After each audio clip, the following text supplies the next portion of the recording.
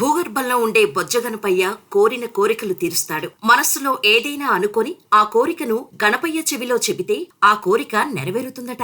వక్రతుండ మహాకాయ కోటి సూర్య సమప్రభ నిర్విఘ్నం కురుమే దేవా సర్వ కార్యేషు సర్వదా అంటూ వేడుకుంటే కోరిన కోరికలను నెరవేరుస్తాడు బొజ్జగణపయ్య. వక్రతుండ అంటూ తొండం వంకరగా ఉండే గణపయ్య అని అర్థం. కోటి సూర్య సమప్రభ అంటే కోటి సూర్యుల సమానంతో వెలుగొందేవాడు అని అర్థం. ఇలా వినాయకుడికి ఎన్నో పేర్లున్నాయి. ఒక్కో పేరుకు ఒక అర్థం ఉంది, పరమార్థము ఉంది. దేవతలతో కూడిన పూజింపబడేవాడు వినాయకుడు అంటే వినాయకుడి శక్తి ఏంటో అర్థం చేసుకోవచ్చు. విఘ్నాలను తొలగించే విఘ్నేశ్వరుడిని దేవతలు కూడా పూజిస్తారు. అంత గొప్పతనం, ఆ ప్రత్యేకత ఒక్క వినాయకుడికే ఉంది. దేశవ్యాప్తంగా వినాయకుడికి ఎన్నో దేవాలయాలున్నాయి. చాలా దేవాలయాలకు ఘన చరిత్ర ఉంది. స్వయంభూగా వెలిసిన దేవాలయాలు ఎంతో ప్రసిద్ధి చెందాయి. సాక్ష్యాలు చెప్పే సాక్షి గణపతి, నీటిలో ఉండే గణపతి, ఇలా ఎన్నో రకాలుగా కొలువైన వినాయకుడు భక్తులకు కొంగు బంగారంలో వెలుగొందుతున్నాడు. అలాంటి గొప్ప వినాయకుడి దేవాలయాల్లో తూర్పుగోదావరి జిల్లా బిక్కవోలులోను ఉండే దేవాలయం ఒకటి. ఈ దేవాలయం అప్పట్లో భూగర్భంలో ఉండేదట. 19వ శతాబ్దంలో ఒక భక్తుడికి కలలో కనిపించిన గణపయ్య తాను భూగర్భంలో ఉన్నానని చెప్పాడట. ఆ విషయాన్ని ఆ భక్తుడు గ్రామంలో అందరికీ చెప్పాడట. దీంతో అందరూ కలిసి తవ్వగా స్వామి బయటపడ్డారని కథనాలు చెబుతున్నాయి. భూమిలో నుంచి బయటపడిన తర్వాత వినాయక విగ్రహం పెరిగిందని చెబుతున్నారు స్థానికులు.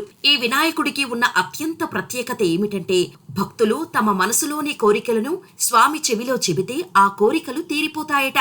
ఈ ఆలయంలో ప్రతి సంవత్సరం గణపతి నవరాత్రులు నిర్వహిస్తారు. ఇక్కడ గణపతి హోమం చేయించిన వారికి స్వామి అండగా ఉంటారని భక్తుల నమ్మకం. ఇక్కడ గణపతికి తొండం కుడివైపుకు ఉండటం విశేషం. అందుకే లక్ష్మీ గణపతి అంటారు. వినాయకుడి తొండం కుడివైపున తొండం తిరిగి ఉంటే లక్ష్మీ గణపతి అంటారు. తొండం లోపల వైపునకు ఉంటే తపో గణపతి అంటారు. గరిక గడ్డి అంటే గణపయ్యకు ఎందుకంత ఇష్టం?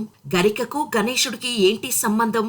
వినాయక చవితి పూజలో గణనాథుడికి ఎన్నో రకాల పత్రులతో పూజలు చేస్తారు. ప్రధానంగా 21 రకాల పత్రులతో పూజ చేస్తారు. ఆ పత్రుల్లో గరిక గడ్డి కూడా ఒకటి. గడ్డిపోచ కూడా వినాయకుడి పూజలు పాలు పంచుకోవటం విశేషం. ఆ గరిక గడ్డి అంటే గణపయ్యకు చాలా ఇష్టమట. గరిక గడ్డి అంటే గణపయ్యకు ఎందుకంత ఇష్టం? గరికకు గణేశుడికి ఏంటి సంబంధం అనే విషయాన్ని ఈ వినాయక చవితి పండుగ సందర్భంగా తెలుసుకుందాం. దూర్వా అంటే గడ్డిపోచ అని అర్థం.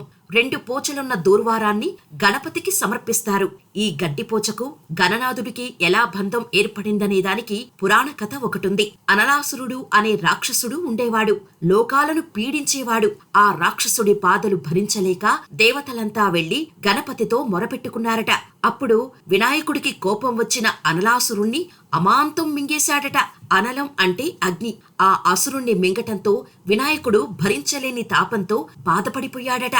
ఆ వేడిని తగ్గించటానికి కైలాసంలో గణాలు ఎంతో ప్రయత్నించినా వేడి తగ్గలేదట. దేవతలంతా తరలివచ్చి ఎన్నో రకాలుగా ప్రయత్నించినా వేడి తగ్గలేదు. చల్లదనం కోసం కలవ పూలతో వినాయకుడిని కప్పేశారు. పువ్వులతో నింపేశారు. ఏకంగా చల్లదనానికి మారుపేరు అనే చంద్రుణ్ణి కూడా తీసుకొచ్చి వినాయకుడి తలపై పెట్టారట. అయినా వేడి తగ్గలేదట. దీంతో పరమశివుడు రంగంలోకి దిగాడట. కొడుకు తాపం తగ్గించటానికి గరికే పరమ ఔషధమని గరికను తీసుకొచ్చి వినాయకుడి శిరస్సుపై పెట్టాడట. దాంతో గణపయ్య తాపం తగ్గింది. అలా వినాయకుడికి గడ్డిపోచకు సంబంధం ఏర్పడింది. తన తాపాన్ని తగ్గించిన గరిక అంటే వినాయకుడికి చాలా ఇష్టం ఏర్పడింది. నా పూజలో నీకు భాగం ఉంటుందని వరమిచ్చాడట.